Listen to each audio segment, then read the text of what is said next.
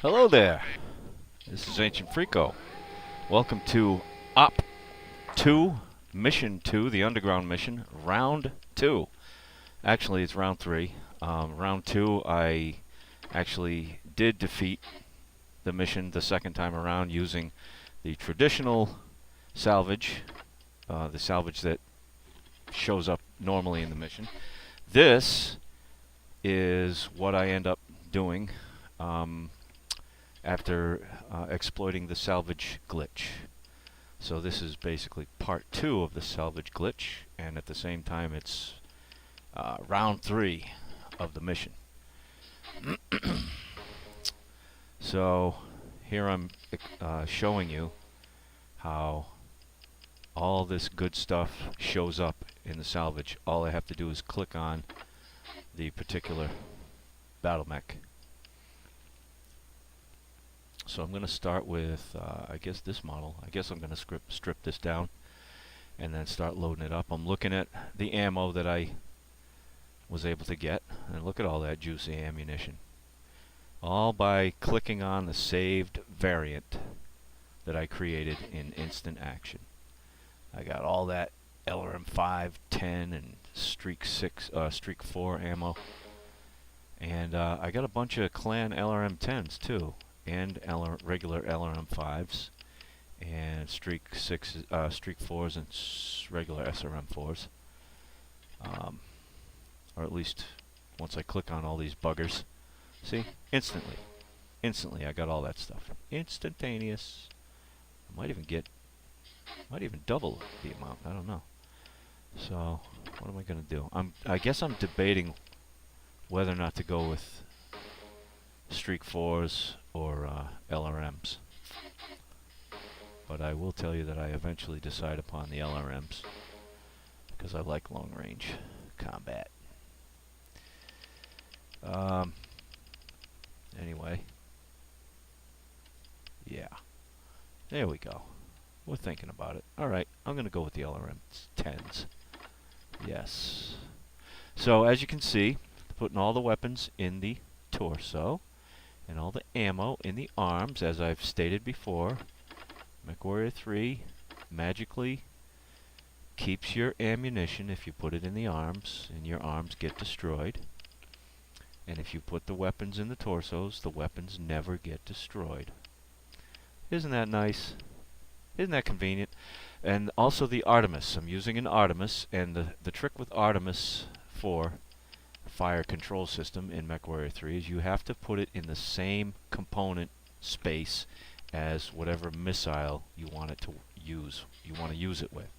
So I've got all the LRM 10s in the left torso, and I put one Artemis 4 FCS in the left torso so that it will control those LRMs. Now, I don't know if everybody's familiar with what FCS does in MechWarrior 3. It basically, it causes the missiles to go over the terrain. And it also gives you like maybe a split-second quicker lock-on time for your missiles. It does do that in MechWarrior 3. Some people think it's negligible, but it definitely does make a little bit of a difference, like about a 1 second difference. Alright, so when you load LRMs, you want to have at least a LRM 40, which is what 4 LRM 10s amount to.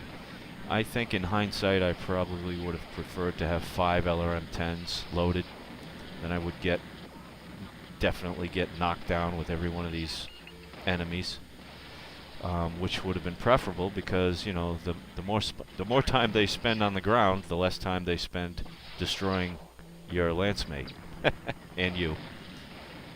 So I'm gonna whack that guy, and now what I'm doing here is I'm targeting that ceiling. I'm not sure if I'm ready to do it yet because I want to make sure first that both the Shadow Cats are in the chamber. Because my main concern right now is to get this shit done before any of these other enemies decide to go after the poisonous gas tank. So the quicker you take care of the enemies in these first 3 chambers, well, the quicker you do this whole mission, the less chance that you will get destroyed by them destroying the gas tank.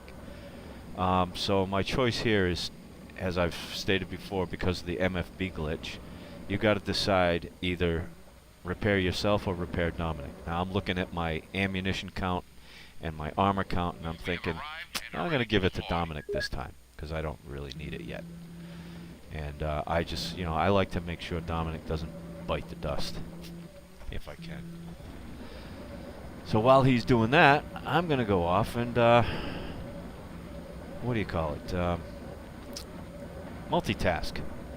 So I'm going to show you people, you wonderful fans of MechWarrior 3, that with that barrier down, you can creep over to this spot right here, and you can target the laser turrets, if you've got long enough range. And bada bing, bada boom, see you later, laser turrets. And I would suggest that you do not use LRMs. I mean, you can, but don't waste your ammo if you've got a long enough reaching energy weapon, for one thing. Don't waste your ammo. For another thing, if you get too much splash damage over there, you run the risk of causing one of the enemies to wake up and prematurely go into that fourth chamber and destroy the gas tank. Like, for example, right now, there's as you can see on the radar, there's supposed to be a whole bunch of mechs woken up. If you wake them up too soon, then they have time to decide, hey, I'm going to go destroy the gas tank. So you don't want to use too much splash damage if you prematurely want to destroy those laser turrets. So now I've got 4 LRM-10s that are going to quickly dispatch these bulldog tanks, which was the bane of my existence in the first round, because I foolishly walked right in. And one of the tricks is to just hang right here and destroy everybody you can. Now at this point, I could order Dominic to go ahead of me and take out this Cauldron Born while I took out everything else. You always want to give your lance mates support fire when you send them in. But I figured, you know what? I'm on this Cauldron Born. I might as well try and finish him off. I've done a lot of damage already, and it's safe to go in. Just head right in. So I did. Now you got this bushwhacker. There's a bushwhacker and a firefly that are the main concern. You don't want to let them get bored and decide to go into the fourth chamber and destroy that gas tank, because then they will get bored. If you just sit here on your butt, they'll be like, okay, I'm going to go destroy the gas tank. There's the firefly. He's pretty close. And he's got... There he goes. Dominic finished him off. But he had the tag laser. He could have raised holy hell. But obviously his fire time is fixed so that he doesn't. Now you're going to see me floundering around like a noob trying to destroy these elementals with my lasers. I'm a little out of practice, I admit. And they can be they can be a little tricky, those little buggers, because they stop and they go and they stop and they go. And they ghost dance. The damn elementals in this game actually ghost dance. I don't know if any of you know what ghost dancing is, but it's a term that we used to use in multiplayer back in the olden days of MechWarrior 3 when it was popular. Ghost dancing was a form of defense. It was a way to move your lag point around when it came to people trying to find your lag point, be able to cause damage on you in a multiplayer game, because we had something called lag time back then. Right now it's not that big a deal with better computers, faster CPUs, and better connections, cable connections. Your lag is really a lot less than it used to be. And here's a nice little missile shot on a elemental. It's not easy to do. I just got lucky that time. Look at all the damage to his arms and legs. If I hit him again, the splash damage would have taken him out. So right here, when I'm done with these guys, I know, because I wrote the program, I've got a champion and a Thor up there where the trucks park. And, you know, because I know what's coming, I like to play my little games. Sometimes to make things interesting, you know. So I just ordered Dominic in to finish this guy off. I did that because I already knew I took out his AC-20. So I knew he wasn't going to really hurt Dominic that bad. Otherwise I wouldn't have sent him in. AC-20's in the left arm, or the right arm, excuse me. I'm not sure if I took out the right arm. Alright, so now you're going to watch me fuck around with this damn elemental like an idiot when I should have been helping Dominic and just ignoring him. But here I go, being drawn to this elemental like a moth to a flame. That's a way that we used to bust each other's balls in hockey, ice hockey. People follow the puck like a moth to the flame sometimes, when they should be doing other stuff.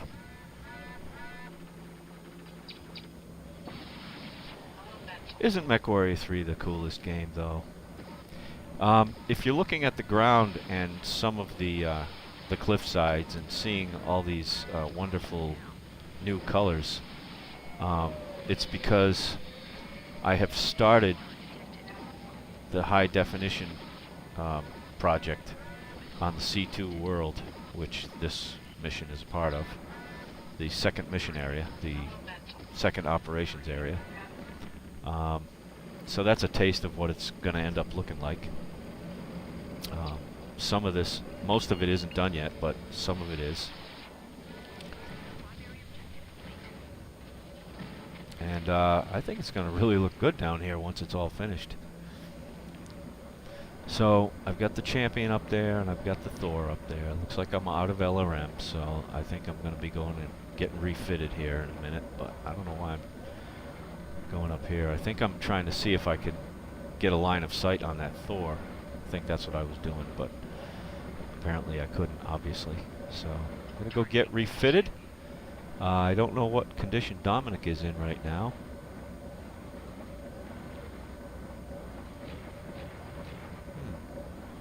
I just noticed. Oh yeah, okay, I still got a truck up there. Alright. I noticed an enemy. Oh, and by the way, I knew that Dominic, you know, he always, when you come into the second chamber, Dominic always goes after the objectives, the docking station objectives. He always does, so I don't even, I'm sure you probably noticed I totally ignored those objectives, because I always know that Dominic is going after them. That's just the way it goes. The Lance mates, they're very predictable after 20 years. Hey folks, believe it or not, it's almost 20 years. I mean, the 20-year mark, I believe it comes up in September of 2019. Will be the 20-year mark for how old MechWarrior 3 is. It'll be 20 years since they published it with Microprose. Isn't that something? I wonder if we can have some kind of a celebration. That would be awesome. 20 years ago, this coming September. Next fall. How about that? Dominic's done. So up here, I'm going to go after this champion. I believe I'm going to get a line of sight from the top of this hill. Take out that stalagmite, stalactite, whatever the hell it is. Those can, believe it or not, those can actually damage you, maybe even kill you, if they fall in your head. So there he is. Now what I'm going to do here is I'm going to damage him, but I'm not going to kill him. I think I did this kind of thing in one of the Operation 1 area missions. If you've been keeping up with these videos, I think I did the same thing, because his death triggers the Thor. All right, and I'm not sure if I've got it set up so that when these guys die, the Orion in the fourth chamber gets triggered. I'm not sure about that, but I don't want to take a chance. Actually, it doesn't. I know it doesn't. But I just don't want to trigger the Thor yet, so I put that champion in a space where he's like one shot away from dead. Now up here, there's a sweet spot which I am about to miss. I'm going to step over it by mistake. But there was a sweet spot just before that happened where you can stand there and target this guy without waking him up and just take him out. You can take out his legs and he'll never wake up. But I mean, with Dominic there, I mean, he's easy enough anyway with all the firepower I've got right now. But that's a technique I always do, and this time around I just slipped up. Stepped over the line. It's basically, it's a boundary. Mechs can be triggered by a lot of things. Triggered to wake up by a lot of things. They can be triggered to wake up by damage to another enemy. They can be triggered to wake up. They can be triggered by anything. But most of the time they're triggered by a boundary that you cross, or that the lanceMate crosses. Or they can be triggered by an objective file. You succeed in an objective. They can be triggered by the death of another enemy. Now I thought I had it set up so that the Thor would get triggered by the death of that Orion, but I guess not. I have to double check that. It's supposed to happen. Maybe it didn't happen. I don't know why that didn't happen, but it should have.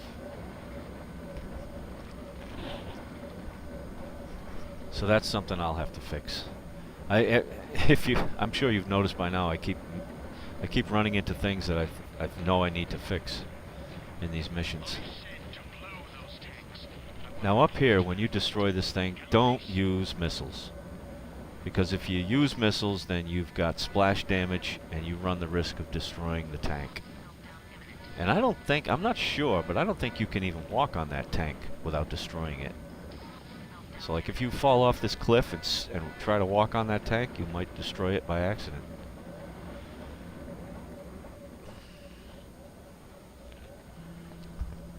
All this you're looking at right here, pretty much most of it. The tank related pipes and stuff, the green, all that green shit, that was all HD textured. So I come over here and I cross the line, and that I get the mission successful. Now I'm going to go after the other two in Chamber 3, just for shits and giggles. I don't really need to. In fact, I'm pretty sure that if you skip those guys, you would retain all salvage from them. You might even salvage their mechs. But I think I'm going to get some pretty damn good salvage anyway. As far as using the salvage glitch, I think I mentioned this earlier. Maybe I didn't. But from here on out, for the rest of the campaign, with the modded campaign, with the added enemies, you end up having access to a lot more salvage as the game goes on. Because obviously the more enemies you deal with, the more salvage you have an opportunity to have. And so after a while it gets kind of crazy. It gets really kind of crazy with how much salvage you get. And the hard part about the whole thing is deciding what to keep and what to throw away, because you can only keep 900 tons worth of stuff. So after a while, yeah, it gets crazy.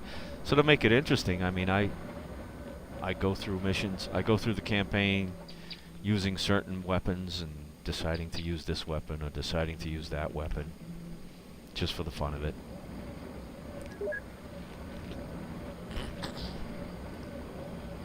So this is going to be fun. You're going to enjoy this little battle. Yeah, it's gonna be a little bit of a close one. And remember, Dominic is right behind me. He's following me up here. And so now right here, if I don't go any further, I can kill that Thor without waking him up. But what happens is, I hit his leg and he falls down. And now I don't have a clear shot on his leg, and I know he's not going to get up because he's not awake yet. So I cross the line, completely forgetting that I'm going to trigger him. And then I decide to look at him and let the Thor get up when I should have just attacked the Thor. And now I got to deal with this Ultra AC-20 he's got in his arm. Now the thing about killing him without waking him up is you get to salvage 15 rounds of, or 10 rounds of Ultra AC-20 ammo. And he's going to completely use it up. Now you hear that other AC, that's Dominic killing that other champion. Thank you very much, Dominic. So luckily he's run out of UAC-20 ammo, but it's starting to look like I'm about to get killed by a single ER small laser if I don't get my shit together right now. Got him in the circle of death, but whose death is it gonna be? Mine or his? Ooh.